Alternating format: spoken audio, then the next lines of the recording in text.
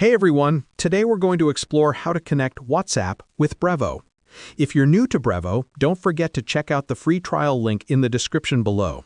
For those who are already set up, just log in and follow along. To get started, you'll first need to create a Zapier account, which will allow you to connect Brevo with WhatsApp. Once you're logged in, head over to the Zapier dashboard. You'll find a button labeled Create. Click on that, then select Zaps to begin setting up your automation.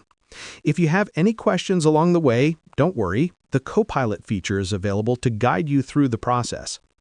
Next, choose both Brevo and WhatsApp from the list of available options.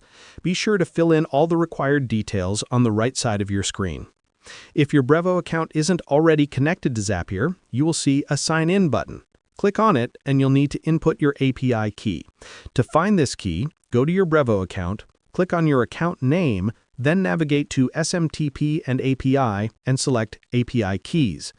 On the top right side of your account, you'll see a button labeled Generate a New API Key. Click on it, give your API key any name you like, then click Generate and copy the API key.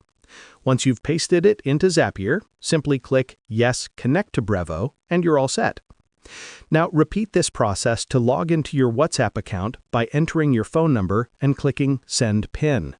After you enter the PIN, click Yes, Continue, and your accounts will be connected. After connecting both accounts, take a moment to configure your settings as needed. When you're satisfied with everything, click Publish to activate your Zap. That's it. You're all set to automate your processes. I hope this video clarifies the steps and makes the entire setup easy for you. Thanks for watching.